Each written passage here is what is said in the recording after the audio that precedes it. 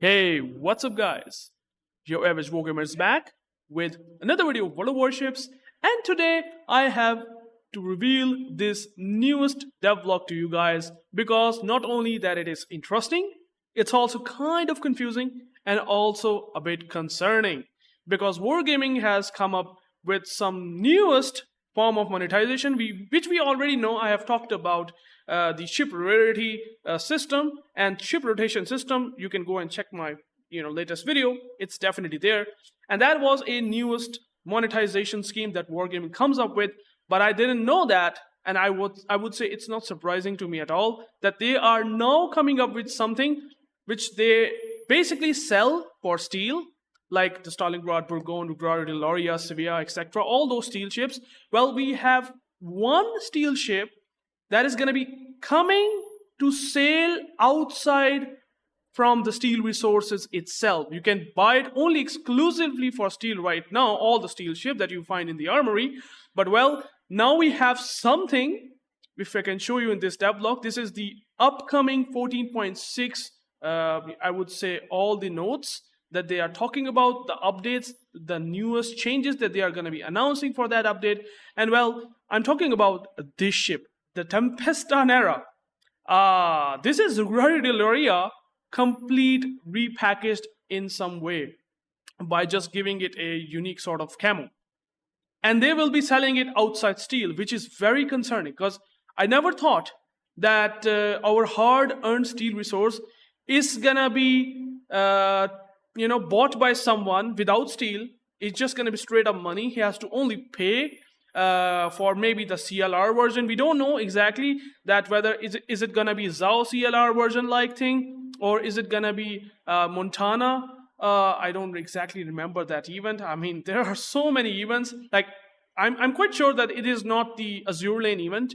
What really makes me think, and by the way, they also are coming up with the Russian Dmitry Protoharsky, which you have grinded it out in the last year, by the end of the year, to be honest, in 2024. If you have this chip, well, they are also going to make a copy, just like Tempesta Nera, which is based on the Rarity Loria, and Khyber Pankov, which is based on Dmitry Protoharsky. So at least this seems understandable because, well, it's a premium ship, sort of.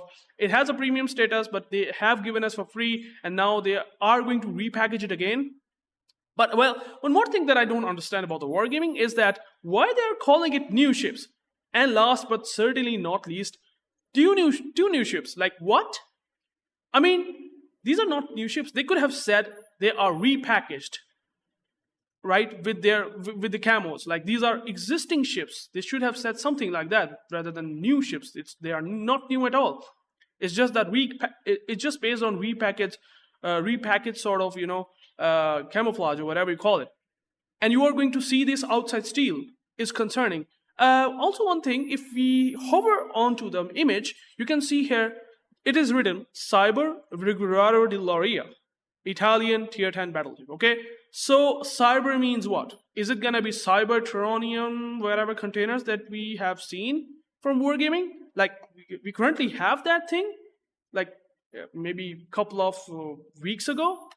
So is it gonna be the version coming for that? I exactly don't know.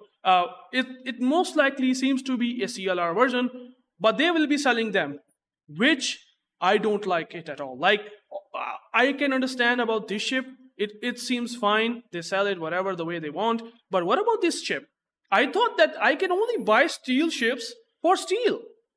But now suddenly a whale who wants to get Ruggiero Loria, they will just buy a Tempesta Nera version, which is basically the same thing as Rarity Loria. Maybe Wargaming might change some of the factors as well. Maybe they might buff the Sigma. Maybe they might do something interesting with this ship to make it more intriguing. But that would be even worse because a lot of steel resource player guys, they will be just pissed. I will be pissed. I have bought that ship for steel. So people will be spending money and get this ship? What is really going on? Okay. I mean, it's not all negative. There are something which I would say I am very happy to see, that we might be seeing the graphics update. Now it's sort of confusing as well, just like I said at the first time, that we are going to have a graphics update, but this is a introduction of wargaming temporal super sampling. If you don't understand what super sampling is, it's basically, you might not see that jaggedness. As you can see here, the blurriness, the jaggedness. If you don't have anti-aliasing turned on into the settings, you can literally go and check out the settings. We have this anti-aliasing settings, okay? You can have either no anti-aliasing, which you can see here. It's looking pretty jagged and it's looking blur. It's not looking sharp and it's not looking clear. Well, with this, you will have visual stability and the less flickering when you are moving the port, or I would say you are playing in the battle, and you will see these things a lot much more clearer, less jagged and stable. That's what it is about, this anti-aliasing. But Wargaming coming up with the newer version of their temporal super sampling, TSS, what they call it. This is a new anti-aliasing. I don't know. It's confusing because what they have literally done a comparison is with no AA, TXAA. This is slightly better than obviously no anti-aliasing. And then we have multi-sampling anti-aliasing, 4x, and there is no 8x. Okay, there is a 8x which is better than 4x. But then we suddenly jump from 4x to Wargaming TSS, which is definitely going to be feeling better. If we have a comparison literally with 8x and Wargaming TSS, that would just make some sense. But they just suddenly like, okay, we're just gonna be putting a comparison with 4x and Wargaming TSS, which just does not make sense to me. And 8x and Wargaming TSS would have given us a bit more idea that whether we are going to see an improvement or is it a gimmick. I'm sure it's not going to be a gimmick. It's definitely going to be something which I would say barely better, like compared to the 8x version, but it is definitely better than 4x. But again, if you are getting FPS improvement, which they have said that maybe they will give us, I don't know. They have just literally said image reconstruction method designed to significantly improve image quality without sacrificing performance. Now, we don't know the particularities or the details that how much maybe you might get FPS drops if you're using 8x or Wargaming TSS. But hopefully, I will just gonna give Wargaming the edge, at least on this graphics update gimmick. For as of right now, I hope they are basically saying correctly, and they are basically trying to improve the graphics with this sort of anti-aliasing. That would be pretty nice. As you can see, there's definitely an improvement, but with 4x, does not make sense for a comparison, right? And then we have classified documents for operation with flagships. So they have like levels. You can go and check that out. I'm not interested in that, but I'm sure some of the players who play operations regularly might be interested in that. So you can go and check out the devlog yourself.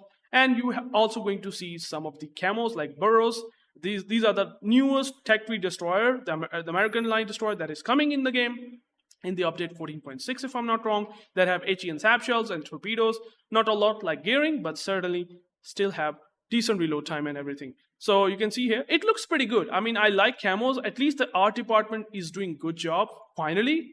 I like this. I really like these camos, to be honest. So I'm happy with this. So we will have early access of these destroyers.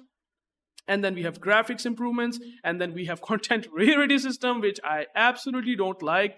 Hopefully, Wargaming is gonna be talking more about the rarity system than they have talked about in devlog. Hopefully, they will do this. And then we have a couple of other additions like commanders with unique individual voiceovers, and then we have some patches, and then we have some flags. And then we have something which is really concerning, like Loria outside Steel Resource. Whale's gonna be like, oh my god, Wargaming, you are so good. We will just gonna pay you money for that, like amazing amount of money. I mean, we're just ready. This is the wallet. And Wargaming is like, there it is. Take Loria with repackaged. Oh my god. Wargaming at its finest in monetization, which I don't like at all. But hopefully, Wargaming might talk about this, like why they have done that. I doubt that, but still. And there are going to be some contents of the following containers that will be changed. You can go and check that out. There is ships inside them, the premium ships. I'm not interested in that a lot, but you can go and check that out. But that's it. The graphics improvement is nice. If they really are showing us like that. But yeah, that's it for the development blog. I think I will also going to be posting today the ships that they have announced in their Twitch stream. I will be talking about that later, probably in an hour from now. We'll make a video on that. Till then, thank you guys for watching, and please let me know in the comments what do you think. Peace out.